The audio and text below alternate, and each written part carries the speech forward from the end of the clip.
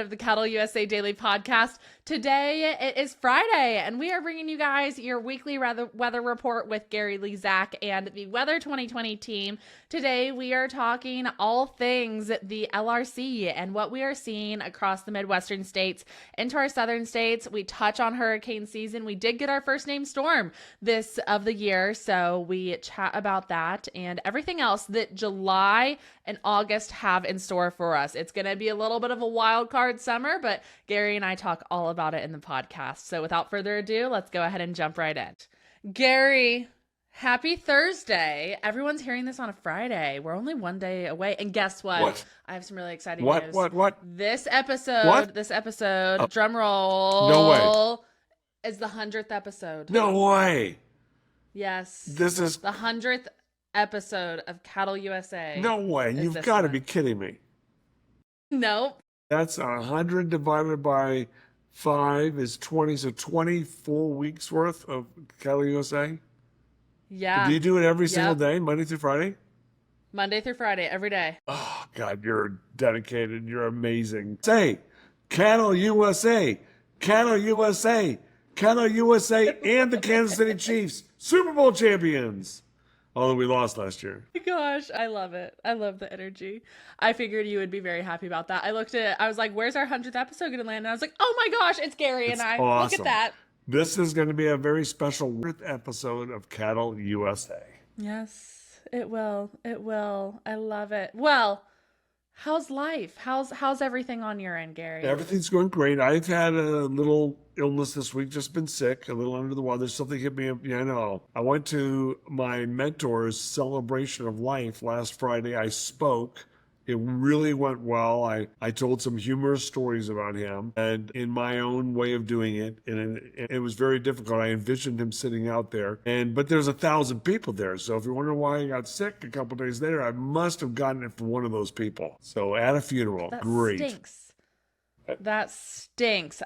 Being sick is not fun at all in the slightest, especially like the early summer sick. I know. I think that it always hits way harder than getting sick in the winter or anything like that. Yes. I'm feeling a lot better today. So by Friday, when this airs, I am going to be 1,000,000% better. And I'm going to go to the chart house and have a 4 o'clock happy hour. Anybody wants to join me? It's up in Genesee. I'll be there about 4, just sitting there by myself, sipping on a martini and texting people and saying, here's to you, here's to you, here's to you. Lauren, I'll send you a here's to you text. And I love it. And we're going to be celebrating everybody's life because life is good. Life is all about now. You know, we've talked about the 4 agreements before. Have you gotten that book yet? Yes, I have. Okay. I have gotten it. So it's good. I liked it a lot. Be impeccable with your word. If you remember, that's the first thing that means without sin. Yes. Be without sin. And without sin, what does that mean? That means don't lie to yourself. Mm-hmm. Don't lie or to others. And if you do that one thing, you will be immediately a happy person. But that's very difficult to do. The second thing is don't make assumptions. Yes. And don't take things personally and always be at your best. Your best when I wasn't feeling well this week might not be as good as your best on a day you feel fantastic. But don't make assumptions. I mean, it's amazing what we do in this world every single day, all the time.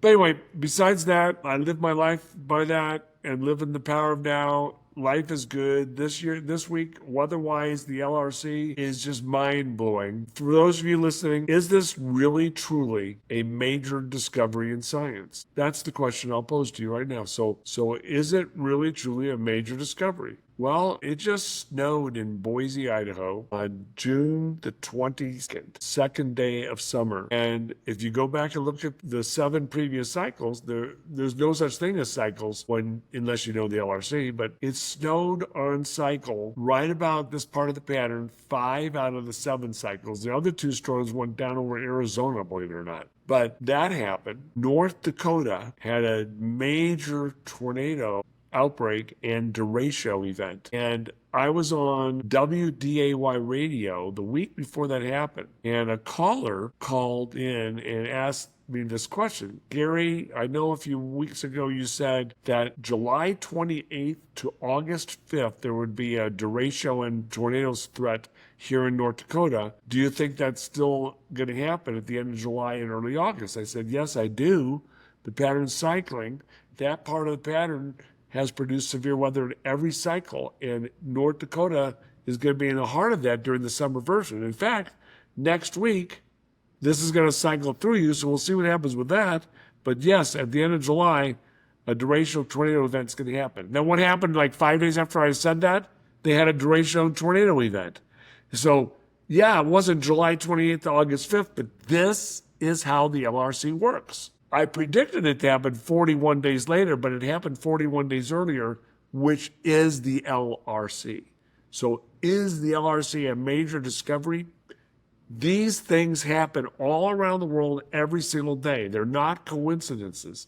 So obviously, I believe it is a major discovery in science, and it helps us predict the future, predict the weather accurately. And one of the predictions we made this season was that the drought would continuously shrink as we went into summer. Summer's still going to be a wild card. Well, we just got all the way through spring, and the biggest drought areas have been parts of Nebraska and South Dakota, western parts of these states, out in CattleUSA territory. And what happened is the drought went from a D3 drought to a D2 drought. The D2 drought went to a D1 drought. The D1 drought went to no drought. And it is, as of the end of June, we are going into the rest of growing season without a significant drought through the Corn Belt.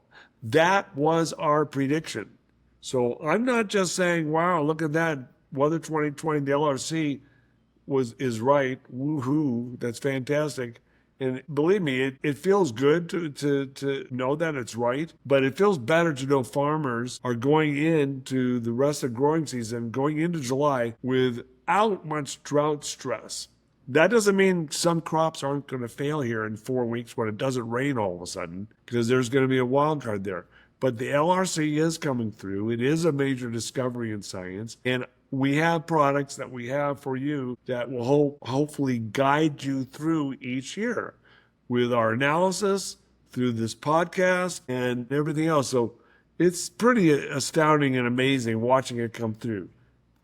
It didn't have to be this way. I mean, not everything is. We've gotten better and better and better. This will be 4 years in a row we predicted the Corn Belt accurately. Even a couple years ago when we had a drought develop as we went into May and June, then it corrected itself in July. Even that year turned out to be about what we predicted. But it's 4 years in a row with accurate predictions for the Corn Belt. So, Lauren, you know what? That's my opening statement. Snaps to the Weather 2020 team, because yeah, and go back to our episodes from like 6-7 weeks ago where we were talking about drought predictions, and not to toot Gary's horn, but toot, like that is exactly what we discussed multiple weeks ago. And I know it's a relief to a lot of farmers and ranchers for that prediction to come through and for everything else that we're seeing. Let's talk wild card. Let's talk July. What are we thinking as we go into July? We're in the last week of June, which is crazy. We're like halfway through the year. I know. At the end of June is halfway through the year. It is. It's crazy. I know. Absolutely nuts. No doubt about it. Well, there's going to be some stress, especially in Nebraska and South Dakota that have had the drier conditions. More likely, that'll be an area that dries out a little bit. So we hopefully then we're going to need the timing of the thunderstorms to be really perfect. So we'll watch that as we go through July. The next 2 weeks, as we go into the middle of July, most areas get 2, 3, 4 inches of rain in the next 15 days or so on the models that I saw. Whole was over in Nebraska where it did try to dry out, but Grand Island, Nebraska just got tons of rain yesterday, last couple of days.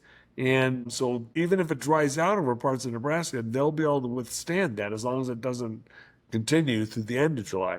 But we're going to go into the middle of July with 1 month of prime growing season where the corn crop is either made or not. Soybeans maybe a little bit later, but it looks like we're going to get those timely chances of rain. There's going to be no major heat wave that we talked about. We did say there would be a few heat waves that might be small in duration, 7 days or less, 3 days to 7 days, maybe 1 or 2 of those this summer, and that's it. Some summers are much hotter and worse. This heat that just hit the eastern United States was very strong. It was 99 in Boston, 101 in Washington, D.C. and New York City, but that's the East Coast. That's outside the Corn Belt. And I can show you that was predicted perfectly in October when the pattern set up. A big ridge formed on the East Coast around October 15th to 20th of October. And that's exactly 41 times 6 or 246 days ago. Exactly. You can't make that up. And so it returned, and this time it's a heat wave. But that's the East Coast. As it shifts back to the plains and heads down into the desert Southwest, it just bypasses us real quickly, and that's why there's no major heat wave in the plains. So that's the pattern for this year. That's what we're seeing through July. End of July, early August, the jet stream gets weaker. It lifts even farther north, reaches its weakest point around the 7th of August or so. And that's usually the hottest time of the year, last week of July, first week of August on average. And then things start cooling off again. That's what we're looking at. August is probably the bigger wild card. Not sure what's going to happen in August yet, but based on what the LRC says, there's still going to be timely rains even in August, just less of a chance the way things are looking. Makes total sense. What are we thinking for our southern states? What are we seeing there as far as next month? And then also if you want to touch on hurricane season. Yeah, if you go to Kansas and Oklahoma and West Texas and eastern Colorado, that region, more of the same. I do think the next 2 weeks we have more rain chances, possibly some big rain still in a couple areas before the middle of July. And then as we go towards the end of July and early August, then that becomes the wild card again. But the LRC says 125% of average rainfall in western Kansas. So near to above average rainfall. So that's what we're looking at for the majority of the summer. And then we'll see how August turns out. Now the model still says 125% in August also in many areas. So we'll see how that goes. When it comes to hurricane season, we had our first named storm. Did you know that? I did see that. How did you know that? You were paying attention? Yes, I was paying attention. Andrea. I got to pay attention so I can talk to you about It's it. It's amazing. Andrea, tropical storm Andrea formed in the Atlantic Ocean. Is it Andrea or Andrea? Everyone's fighting about it. Is it Andrea or Andrea? It doesn't matter because Andrea's dead. Andrea died. Andrea was alive for a whole day. It's a sad story. She left. Andrea or Andrea. It was Andrea, and then at the end it was Andrea. Andrea, she's gone. So she's gone. Yeah. She said sayonara. Yeah, it literally formed over the Atlantic. I thought it was a named storm the day before. They should have named it. And then they quickly named it, then it quickly fell apart. But that's the first one of the season. It's not necessarily an extremely slow start, but the second one, the turn of Raphael, the Hurricane Raphael part of the pattern that happened November 8th, if you do that 41-day cycle, add November 8th times 41 times 6 to that, and 246 days later after that, it's going to be more likely August 22nd, or maybe that's 300 days later. July 10th is coming up, and that's about the Raphael part of the pattern. Let's look and see if something forms in the Gulf of Mexico in the next 2 weeks. Coming up on the models yet, so it'll be a test for the LRC. Yes, we love to hear it. Any other highs, lows, things we need to chat about with the weather? No, I don't know of anything else. I know I need to take Rainbow and Sunny for a walk. I'm going to take them on a good long walk outside. It's not too hot here in Colorado. But otherwise, I'm just think I'm finally over the Kansas City Chiefs losing in the Super Bowl because today's the first day I finally started getting excited about, my gosh, they were in the Super Bowl? That's pretty good. Well, hey, it's a good day then. I will say, coming from Colorado this week back to Kansas has kind of been a little poopy because it is a lot warmer here in Kansas. And more humid, much more humid. And that humidity is not my friend. I walked outside with the dogs earlier and was like, it's kind of miserable out here. Like, it's a little warm. And luckily, when I was in Colorado, we were like in the high 80s, mid 90s. The last day we were there, we even got some like high 70s, no humidity. It was beautiful. And so, yes. I miss the humidity. Why? I don't know. Maybe because I grew up in Southern California and we always had that onshore cool breeze from the ocean. And I didn't get humidity when I was growing up, very rarely. So I don't know what it is about it, but I know it leads to thunderstorms, so I like it. That's fair. That's valid. I second that aspect of it just because of the thunderstorms and the rain that comes with that and all that jazz. But I much prefer no humidity. That's why I'm in Colorado. Exactly. Well, perfect. Well, Gary, thank you as always for coming on, chatting about the weather and everything along those lines. To all of you listeners out there, make sure that you check out the show notes. Check out our CattleUSA exclusive link with Weather 2020, where you can go and get that Weather 2020 dashboard, get that predictor, go get the Global Predictor app, all of the things, and make sure that you are well prepared as we go into summer and into fall after that. And as always, make sure you like, subscribe, rate, review, share with a friend, and we'll see you all next time on another episode. Have a good one, y'all.